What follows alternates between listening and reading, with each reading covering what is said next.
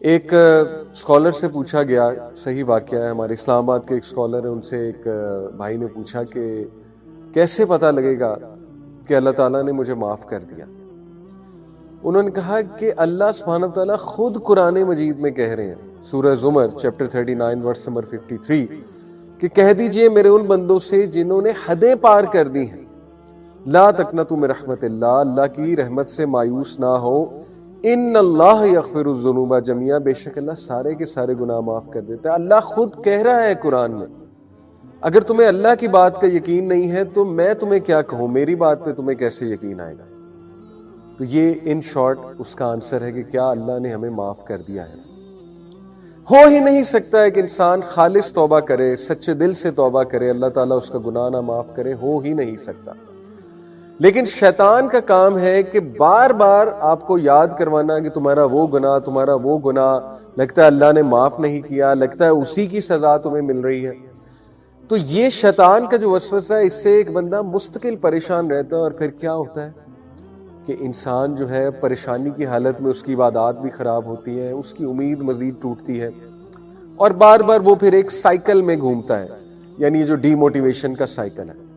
تو دیکھیں، میں نے جیسے شروع میں کہا، کئی لوگ اپنے گناہوں کی معافی مانگ چکے ہوتے ہیں، لیکن ایون 10 سال پہلا کوئی گناہ ہے جس پہ وہ معافی مانگ چکے ہیں، دوبارہ سے کوئی لائف میں حادثہ ہو تو وہ فوراً کہتے ہیں کہ یار مجھے لگتا ہے مجھے اس گناہ کی سزا مل گئی ہے۔ تو کتنی بری بات ہے کہ اللہ سبحانہ وتعالیٰ کی رحمت پہ شک کرنا، اللہ کی مغفرت پہ شک کرنا۔ اس کے حوالے سے انشاءاللہ جو لوگ ٹراما میں ہیں، جو یہ سمجھتے ہیں کہ پتہ نہیں ہمارا گناہ معاف ہوا کہ نہیں ہوا، ان کے سامنے میں ایک قرآن کی سب سے زیادہ ہوپ فل آیا رکھوں گا۔ یہ جو آیا میں آپ کے سامنے رکھنے لگا ہوں، صحابہ کرام کے نزدیک یہ قرآن کی سب سے ہوپ فل آیا ہے۔ چیپٹر 39 ورس نمبر 53، اللہ سبحانہ وتعالیٰ فرماتے ہیں، اعوذ باللہ من الشیطان الرجیم، قل یا عبادی الذین اسرفوا علی انفسہم لا تقنطوا من رحمت اللہ ان اللہ یغفر الذنوب جميعا انہ هو الغفور الرحیم۔ کہہ دیجئے اے میرے بندو، جنہوں نے حدیں پار کر دی ہیں اسراف کر کے، یعنی گناہوں کی حدیں پار کر دی ہیں، بہت زیادہ گناہ کر کے، لا تقنطوا من رحمت اللہ، اللہ کی رحمت سے مایوس نہ ہو، ان اللہ یغفر الذنوب جميعا، بے شک اللہ سبحانہ وتعالیٰ تمام کے تمام گناہ معاف فرما دیتا ہے، انہ هو الغفور الرحیم، بے شک وہ انتہائی غفور ہے، انتہائی رحیم ہے۔ دیکھیے، میرا سوال ہے، وہ لوگ جو یہ سوچتے ہیں کہ پتہ نہیں ہمیں معاف کر دیا گیا ہے کہ نہیں کر دیا گیا ہے، اور کچھ لوگ یہ بھی سوچتے ہیں کہ ہاں معاف تو کر دیا گیا ہے لیکن سٹل اس کی پنشمنٹ دنیا میں تو ہمیں ملے گی، یہ بھی کہیں نہ کہیں لوگوں کے مائنڈ میں بیٹھا ہوتا ہے کہ چلو معاف تو ہم ہو گئے ہیں، لیکن کچھ گناہ ایسے ہوتے ہیں کہ وہ معافی ان کی ہو جاتی ہے لیکن ان کے ایول ایفیکٹس رہتے ہیں۔ اللہ اکبر، اللہ معاف کرے۔ اس طرح کی نیگیٹو سوچ obviously شیطان کی طرف سے۔ تو اللہ سبحانہ وتعالیٰ جو کہ کائنات کا رب ہے، جو کہ سب سے زیادہ غفور ہے، سب سے زیادہ رحیم ہے، جو ایک ایک ایٹم کو کنٹرول کرتا ہے، جو لوگوں کے دلوں کو کنٹرول کرتا ہے، جس کے اجازت کے بغیر ایک چڑیا بھی پر نہیں مار سکتی، جس کی اجازت کے بغیر ایک ایٹم نہیں ہل سکتا، تو جب آپ اس سے معافی مانگتے ہیں تو پھر کیا معاملہ ہے؟ اللہ سے زیادہ آنریبل اور ڈگنیفائڈ کون ہے؟ جب اللہ سے آپ نے معافی مانگی اور اللہ نے آپ کو معاف کر دیا تو اس کا کیا مطلب ہے؟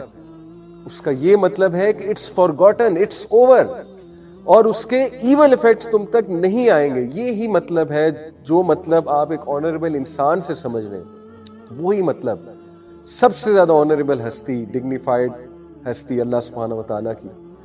اور اللہ سبحانہ وتعالیٰ وہ ذات ہے جو گناہوں پہ پردہ بھی ڈالتا ہے بلکہ گناہوں کو نیکیوں میں بدل دیتا ہے، یعنی اتنا مرسیفل ہے اللہ سبحانہ وتعالیٰ، اتنا رحمان و رحیم۔ تو اب مسئلہ یہ ہے کہ یہ جو وسوسے آتے ہیں کہ پتہ نہیں مجھے معاف کیا گیا کہ نہیں کیا گیا، آف کورس یہ شیطان کی طرف سے، کیونکہ شیطان تو چاہتا ہے آپ کو مستقل پریشان رکھنا۔ ہیونگ سیڈ اٹ، اپنے گناہوں پہ نادم ہونا اور اس وجہ سے نادم ہونا کہ انسان ہمبل رہے، یہ ایک اچھی عادت ہے، لیکن اتنا ایکسٹرا نادم ہونا کہ اس گناہ کے ریگریٹ کو ان پروڈکٹیو بنا لینا اور ہر وقت پریشان رہنا، یہ پھر شیطان کی طرف سے وسوسہ ہے۔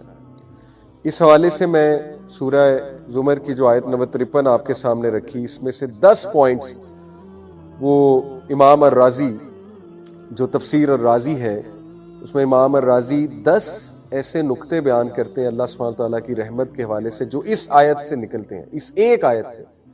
یعنی دیکھیں مفسرین نے کتنا غور کیا ہے قرآن مجید میں، کیا نقطے نکلتے ہیں۔ سب سے پہلے امام الرازی کہتے ہیں کہ اللہ سبحانہ تعالیٰ نے کہا یا عبادی، عبادی کا مطلب ہے میرے بندوں۔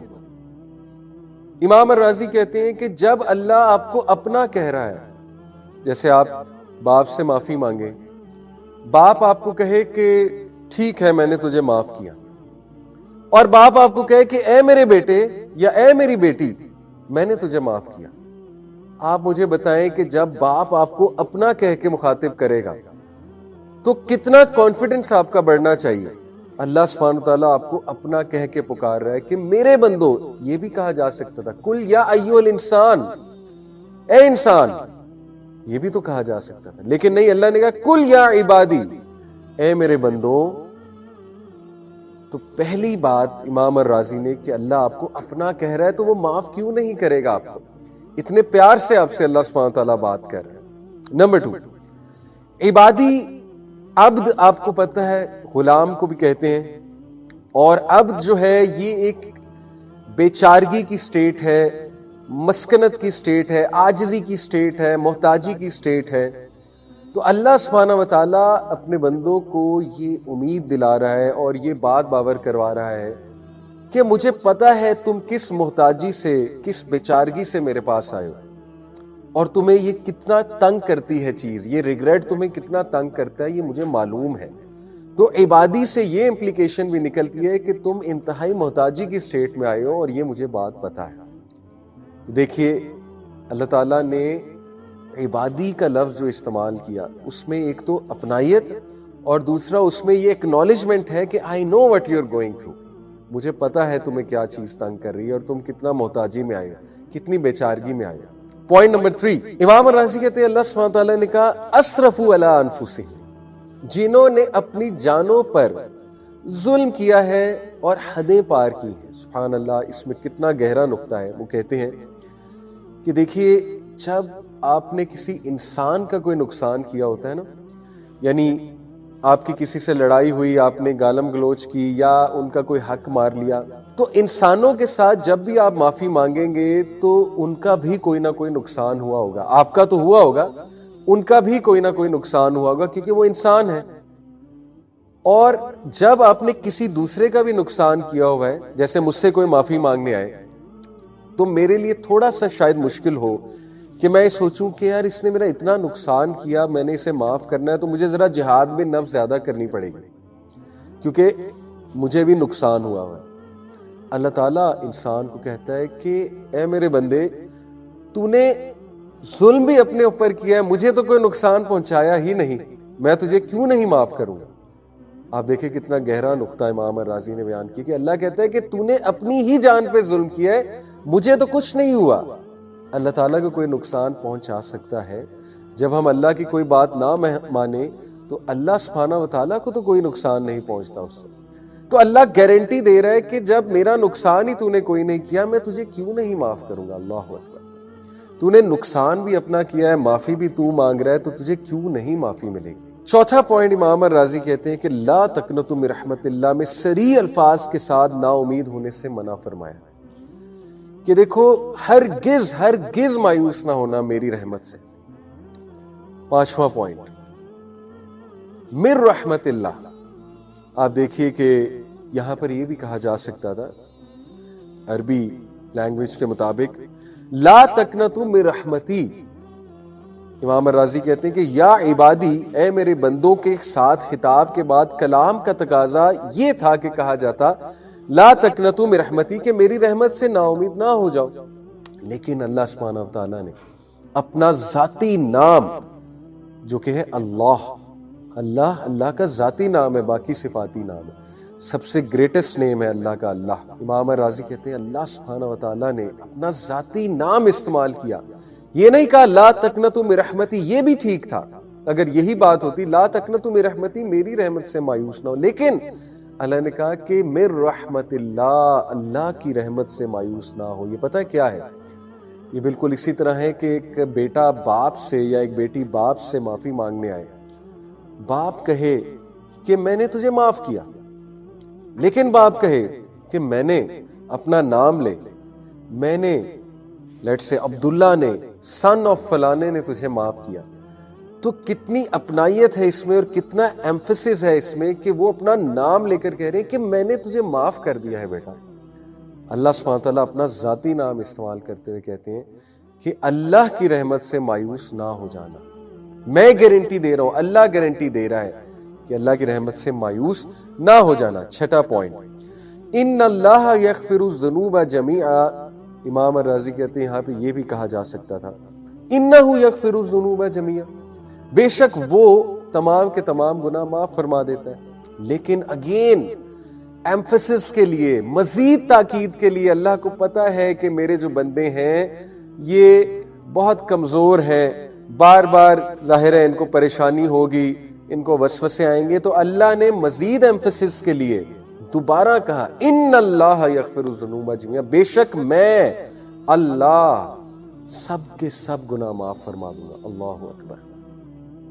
اور پھر ساتواں پوائنٹ آپ دیکھیے کہ یہ بات اگر ہوتی انہ یغفر الذنوب، کہ گناہ جو ہے ظاہر ہے ذنوب گناہوں کی جمع ہے، آلریڈی ذنوب کا مطلب ہے کہ سارے کے سارے گناہ جمع ہے، لیکن اللہ سبحانہ تعالیٰ نے مزید تاکید کے لیے جمیعہ بھی کہہ دیا کہ تمام کے تمام گناہ، جمیعہ کے ساتھ مزید تاکید فرما دی کہ اللہ تعالیٰ توبہ کے ساتھ تمام گناہ حتیٰ کہ شرک اکبر جیسے گناہ کو بھی بخش دیتا ہے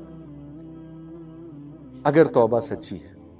تو دیکھیے اللہ تعالیٰ بار بار اپنے بندوں کو اس ایک آیا میں کتنی تاکید ہے، کتنا ایمفیسس ہے، اللہ بار بار اپنی رحمت پہ ایمفیسس کر رہا ہے کہ یہ بھول نہ جائیں، ان کو ٹراما نہ رہے اس چیز کا، گارنٹی دے رہا اللہ سبحانہ وتعالیٰ۔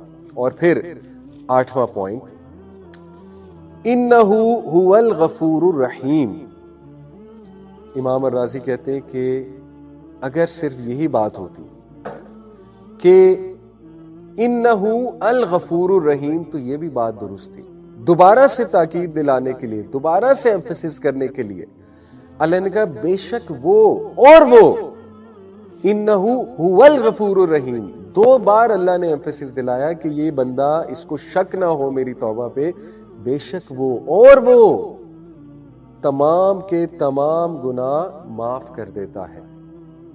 اور پھر نواں پوائنٹ کہ اللہ سبحانہ وتعالیٰ نے الغفور، یہ جو اللہ کا ایٹریبیوٹ ہے، اللہ کی صفت ہے الغفور، یہ غفرہ سے نکلا ہے جس کا اصل معنی ہے پردہ ڈالنا، اور ظاہر ہے کہ الغفور اس سے مبالغے کا صیغہ ہے، یعنی اللہ تعالیٰ بندوں کے گناہوں پر بہت زیادہ پردہ ڈالنے والا ہے، یہ عذاب کا باعث بننے والی چیزوں کو دور کرنے کی طرف اشارہ۔ اللہ اکبر، یہ ہے گارنٹی۔ جو بندہ سمجھتا ہے نا کہ ہاں شاید معافی ہو چکی ہے، لیکن دیکھیں کچھ گناہ ہوتے ہیں کہ ان کا اثر تو رہتا ہے، تو ان کے لیے یہ تاکید یہاں پر کی جا رہی ہے کہ نہیں، جب چھپا دیا اللہ نے، ختم کر دیا اس چیز کو اور بہت زیادہ اس کو چھپا دیا، تو اس کا اثر بھی نہیں آئے گا تمہاری زندگیوں پر۔ کیوں یہ سوچتے ہو کہ 10 سال پرانا کیا گناہ اس کی سزا آج مل رہی ہے؟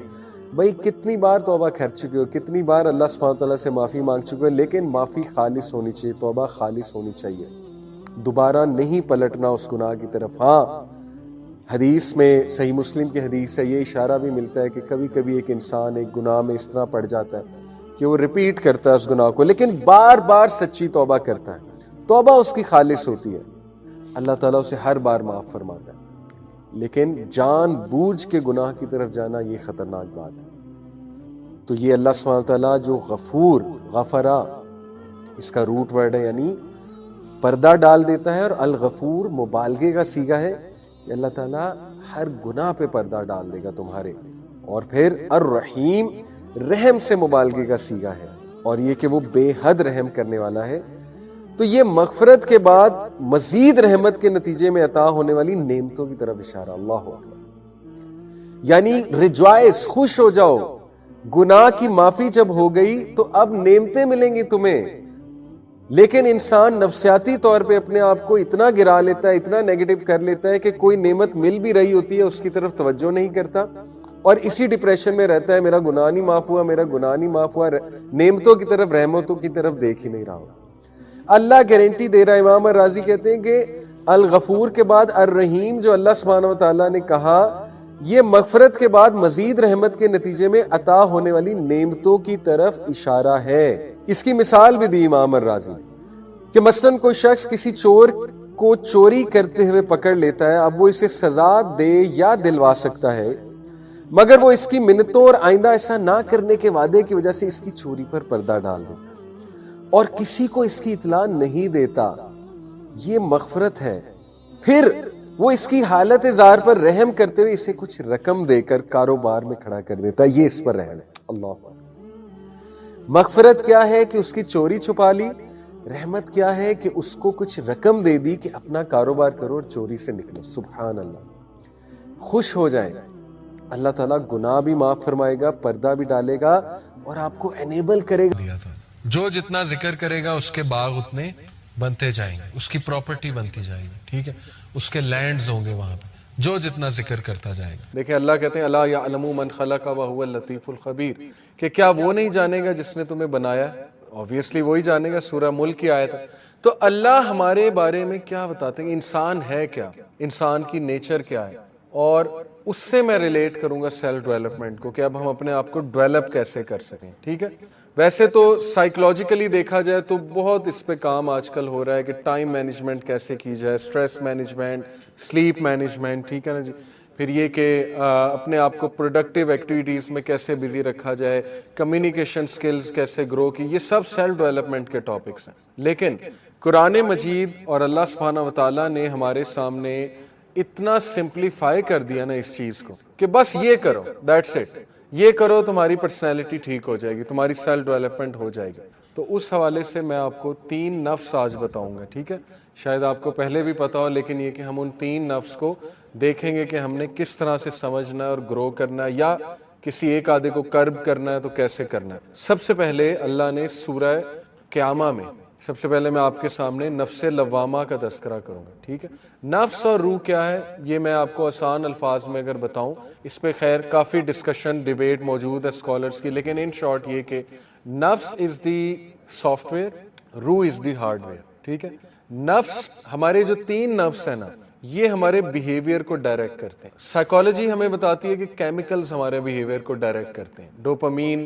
وہ پلیجر کا کیمیکل ہے, سیروٹونین وہ خوشی کا کیمیکل ہے, ٹھیک ہے, انڈورفین پین کا کیمیکل ہے.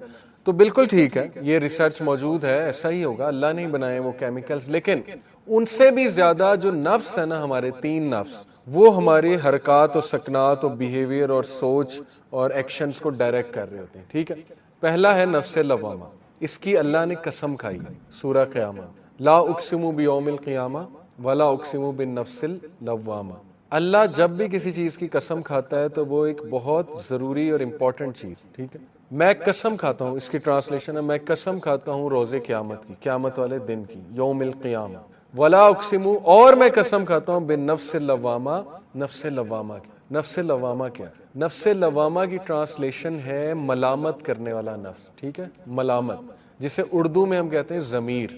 یہ آپ کا پہلا نفس ہے اور یہ آپ سب کے اندر موجود ہے. یہ اللہ کا گفٹ ہے ہمیں, اور اس کو اللہ سبحانہ و تعالیٰ نے سورہ شمس میں بتایا, فَأَلْهَمَهَا فُجُورَهَا وَتَقْوَاهَا. ٹھیک ہے, کہ انسان کو ہم نے بنایا اور پھر اسے نیکی اور برائی کی پہچان دے دی. یہ بہانہ کوئی نہیں کر سکتا کہ مجھے تو پتہ ہی نہیں تھا یہ نیک کام ہے, یا مجھے تو پتہ ہی نہیں تھا یہ برائی ہے. ٹھیک ہے, جنگل میں رہنے والے جن تک آج تک کچھ نہیں پہنچا, انہیں بھی پتہ ہے نیکی کیا اور برائی کیا, انہیں بھی خدا کا تصور ہے, کیونکہ وہ اللہ نے آپ کے اندر سافٹ ویئر ڈال دیا. ٹھیک ہے, اب مسئلہ یہ ہوتا ہے جب یہ سافٹ ویئر پہ وائرس آ جائے, جب یہ مسخ ہو جائے نفس اللوامہ, کیونکہ دیر از اے ریزن کہ جو ڈرگز بیچتے ہیں ہماری یونیورسٹی اسٹوڈنٹس کو, تو ان کا تو ضمیر مارا ہوا ہے نا, تبھی بیچتے ہیں. انہیں نہیں پتا زندگیاں برباد ہو جائیں گی, تباہ ہو جائیں گے سارے.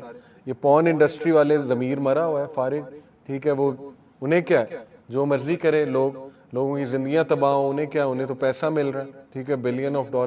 تو یہ جب مس ہو جائے تو انسان درندہ بن جاتا، نفس لوامہ، ٹھیک ہے، یہ فطرت ہے، یہ ہمارے اندر سے آواز اٹھتی ہے نہیں یہ کام غلط ہے، نہیں یہ کام نہ کرو۔ تو ہمارا پہلا ایریا آف انٹرسٹ ہونا چاہیے کہ ہم نے اس کو گرو کیسے کرنا ہے، اس نفس کو ہم نے گرو کرنا ہے۔ اس کو جتنا آپ گرو کریں گے نا، یقین کریں یہ نفس آپ کو چیک میں رکھے گا۔ یہ وہ نفس ہے جو فجر پہ آپ کو اٹھا دیتا ہے، ٹھیک ہے نا، اگر یہ بلڈ ہوا ہوا ہے، بہت اچھا بلڈ ہوا ہوا ہے، ٹھیک ہے، لیکن اگر یہ ویک ہے تو پھر اس کی ورکنگ سلو ہوگی، اس کا سافٹ ویئر اگر ویک ہے، رائٹ۔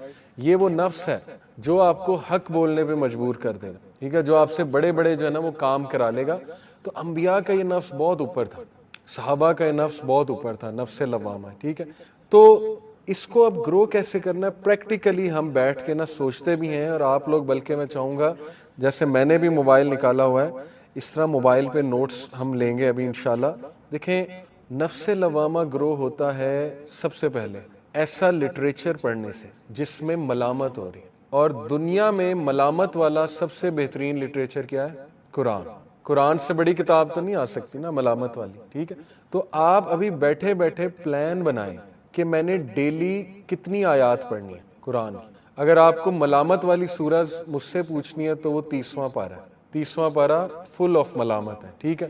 گول ابھی سے بنا لیں کہ میں نے روزانہ 5 آیات 10 آیات، لیکن وہ آپ نے فالو کرنا ہے۔ پریکٹیکل ایکشن سے زندگی چینج ہوتی ہے، صرف لیکچر سن کے نہیں، ٹھیک ہے۔ تو ہم پریکٹیکل ایکشنز کی بات کر رہے ہیں۔ تو گول یہ ہے کہ جو مرضی ہو جائے، دنیا ادھر کی ادھر ہو جائے، قرآن نہیں مس ہوگا، ڈیلی اس کی جو ہے نا میں نے تلاوت کرنی ہے۔